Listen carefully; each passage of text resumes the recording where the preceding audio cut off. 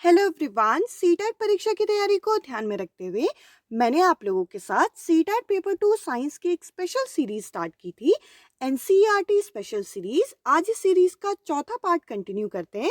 इस सीरीज के अंदर मैं आप लोगों के साथ कक्षा 6 से लेकर कक्षा 8 की जो साइंस की बुक है उसके इंपॉर्टेंट की पॉइंट आप लोगों के साथ डिस्कस कर रही हूँ। मैं आशा करती हूँ कि आपने इसके पहले के 3 पार्ट देख लिए होंगे। अगर आपने इसके पहले के 3 पार्ट नहीं देखे तो डिस्क्रिप्शन में आपको इन वीडियो की लिंक मिल जाएगी। चलिए वीडियो स्टार्ट करें। Hello everyone, I am Kajal Dhami and welcome to my channel People Teacher. I hope आप सभी ठीक होंगे। अब चलिए डायरेक्ट टॉपिक की तरफ चलते हैं। सीटेट की परीक्षा के अंदर साइंस हमसे 30 नंबर की पूछ जाती है, जिसमें से जो 20 नंबर हैं वो कंटेंट के पूछे जाते हैं, यानी कि एनसीईआरटी किताबों के अंदर से कक्षा 6 से लेकर कक्षा 8 का कंटेंट यहाँ पे पूछा जाता है। इसके अलावा अगर हम देखें तो बाकी के जो बचे हुए 10 नंबर हैं ये हमारी पैडागॉजी पूछी जाती है। इन वीडियो के माध्यम से मैं पूरी तरीके से कोशिश करूंगी कि ये जो 20 नंबर है जिसका आपसे कंटेंट पूछा जाता है इसमें आप मैक्सिमम स्कोर कर सको।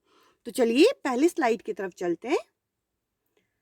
पहला पॉइंट हमारे सामने है, what is the total life span of RBC.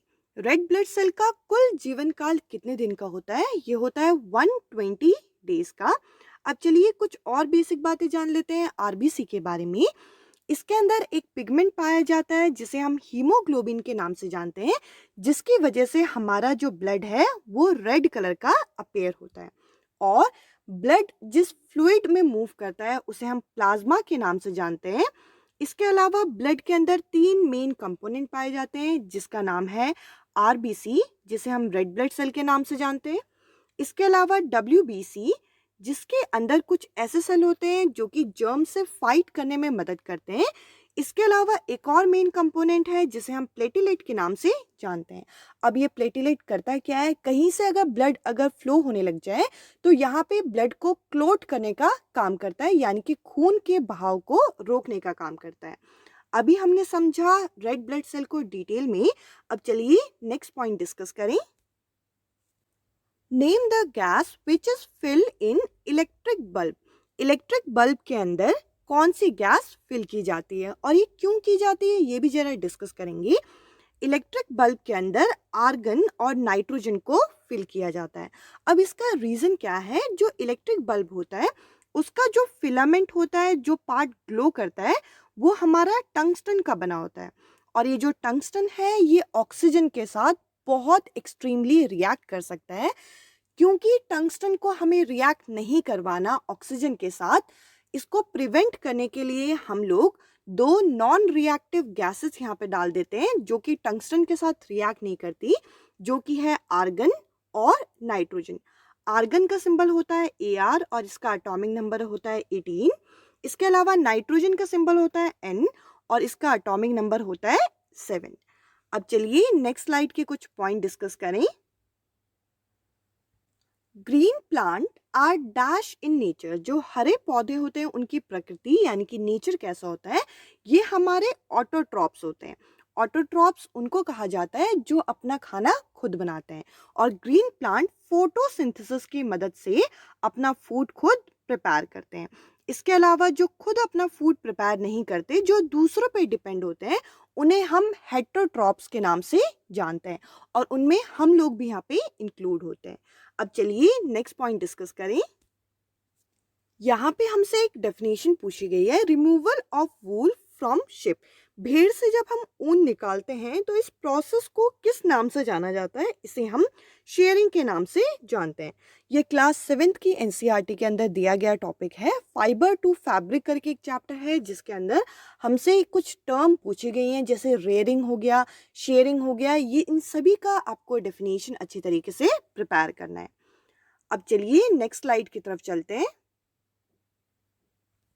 काफी कॉमन क्वेश्चन है, ये आप देख सकते हैं। What is the main constituent of biogas. जो बायोगैस होता है उसका मुख्य घटक यहाँ पे हमसे पूछा गया है। इसका नाम है मीथेन, जिसका फॉर्मूला होता है CH4। हमें फॉर्मूला भी पता होना चाहिए, कई बार यहाँ पे हमें फॉर्मूले के बेसिस पे भी पूछ सकते हैं। तो इसका फॉर्मूला है CH4। इसके अलावा इसे हम मीथेन के नाम से कॉमनली जानते हैं। अब चलिए नेक्स्ट पॉइंट डिस्कस करें जो कि रेंज ऑफ हेयरिंग का हमसे पूछा गया है। इस पॉइंट में हम डिस्कस करेंगे कि हमारे ह्यूमन ईयर का रेंज ऑफ हेयरिंग क्या है।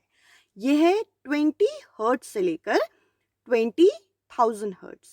आपको कहीं पे 20,000 हर्ट्ज लिखा हुआ मिलेगा या फिर कहीं पे आपको 20 kHz के फॉर्म में मिलेगा, दोनों का मतलब ही सेम है। इस रेंज के अंदर की कोई भी साउंड होती है तो वो हमें ऑडिबल होती है और इसके बाहर की जो रेंज होती है वो हमें सुनाई नहीं पड़ती। अब देखिए, ऐसी साउंड जो 20 हर्ट्ज से कम होती है उसे क्या बोलते हैं? उसे हम इंफ्रारेड के नाम से जानते हैं। और ऐसी साउंड वेव जो कि 20,000 हर्ट्ज से ज़्यादा होती है उसे हम अल्ट्रासोनिक वेव के नाम से जानते हैं, जिसके थ्रू हमारे ये जो अल्ट्रासाउंड प्रोसेस है ये सारी चीज़ें भी होती हैं। अब चलिए नेक्स्ट स्लाइड के कुछ पॉइंट डिस्कस करें। What is the natural colour of litmus paper? Litmus paper का नेचुरल कलर हमसे पूछा गया, ये है पर्पल। और ये एक नेचुरल इंडिकेटर माना जाता है। इंडिकेटर इसलिए क्योंकि ये एसिड और बेस को आइडेंटिफाई करने में मदद करता है और इसे एक्सट्रैक्ट किया जाता है एक प्लांट से जिसे हम लिचिन के नाम से जानते हैं। इसके अलावा अगर और कुछ बेसिक बातें जाने तो ये जो लिटमस पेपर है, अगर ये एसिड के अंदर अगर हम डिप करें तो ये रेड कलर का हो जाता है और अगर हम इसे बेस के अंदर डिप करेंगे तो ये ब्लू कलर में कन्वर्ट हो जाएगा और इसके थ्रू ये आइडेंटिफाई करता है कि कोई भी सब्सटेंस एसिडिक है या फिर बेसिक। अब चलिए नेक्स्ट पॉइंट डिस्कस करते हैं। हम मोबाइल फ़ोन की बैटरी के अंदर कौन से मेटल का यूज़ करते हैं? हम लिथियम का यूज़ करते हैं। अब देखिए, लिथियम क्यों यूज़ किया जाता है इसको ज़रा डिस्कस कर लेते हैं। लिथियम काफ़ी लाइट और साथ ही साथ ड्यूरेबल मेटल की तरह काम आता है और हम इसे बैटरी के अंदर यूज़ करते हैं ताकि बैटरी की ड्यूरेबिलिटी बढ़े और साथ ही साथ बैटरी ज़्यादा हैवी ना हो। और लिथियम का जो एटॉमिक नंबर होता है वो है 3। अब चलिए नेक्स्ट स्लाइड की तरफ चलते हैं। Which type of mirror used in automobile to see the traffic on the rear side? पीछे के साइड का अगर हमें ट्रैफिक देखना है तो हम ऑटोमोबाइल के अंदर कौन से मिरर का इस्तेमाल हमें करना चाहिए? ये हम करते हैं कॉन्केव मिरर का इस्तेमाल। अब कॉन्केव मिरर क्यों किया जाता है इस्तेमाल, ये जरा डिस्कस करें। कॉन्केव मिरर कुछ इस तरीके से अपेयर होता है, जिसका जो बाहर का साइड होता है वो होता है पॉलिश और अंदर की साइड इसका रिफ्लेक्टिंग एरिया माना जाता है। अगर कॉन्केव मिरर के अंदर कोई भी रे अगर आके पड़ती है तो वो जाके इसे फोकस पे कन्वर्ज कर देता है। ये हमारी कन्वर्जिंग मिरर के नाम से भी जानी जाती है, यानी कि दूर से आने वाली रे को ये एक जगह पे कन्वर्ज कर देता है। तो हम पीछे के जो ट्रैफिक होता है उसे हम इजीली देख पाते हैं। ये कन्वर्जिंग मिरर है, इसीलिए हम पीछे का ट्रैफिक देखने के लिए इस मिरर का इस्तेमाल करते हैं। अब चलिए नेक्स्ट पॉइंट डिस्कस करें। प्लांट्स के अंदर वाटर ट्रांसपोर्टेशन के लिए किसको रिस्पॉन्सिबल माना जाता है? प्लांट्स के अंदर जाइलम को वाटर ट्रांसपोर्टेशन के लिए रिस्पॉन्सिबल माना जाता है। प्लांट के अंदर जितना भी वाटर ट्रांसपोर्ट होता है from root to various part of the plant, ये करता है जाइलम और फूड और मिनरल ट्रांसपोर्ट करता है फॉइलम। अब चलिए नेक्स्ट स्लाइड के कुछ पॉइंट डिस्कस करें। The longest bone in human body, human body के अंदर जो लॉन्गेस्ट बोन होती है वो कौन सी है? वो है फ्यूमर, जिसे हम थाई बोन के नाम से भी जानते हैं। अब डिस्कस करते हैं next point. Which gas is responsible for green house effect? कौन सी गैस ग्रीन हाउस इफेक्ट के लिए रिस्पॉन्सिबल मानी जाती है? ये हम कार्बन डाइऑक्साइड को रिस्पॉन्सिबल मानते हैं। अब इसका रीज़न क्या है? कार्बन डाइऑक्साइड करती क्या है, जो सन से हमारी अर्थ की तरफ रेज आती हैं उनको अर्थ के अंदर ट्रैप करके रख देती है और जिसके वजह से हमारा ग्लोब का जो टेम्परेचर है वो कॉन्स्टेंटली बढ़ता जा रहा है और इस इफेक्ट को देखने को हमें मिल रहा है, जिसे हम ग्रीन हाउस इफेक्ट के नाम से जानते हैं। तो हम ग्रीन हाउस इफेक्ट के लिए CO2 को रिस्पॉन्सिबल मानते हैं।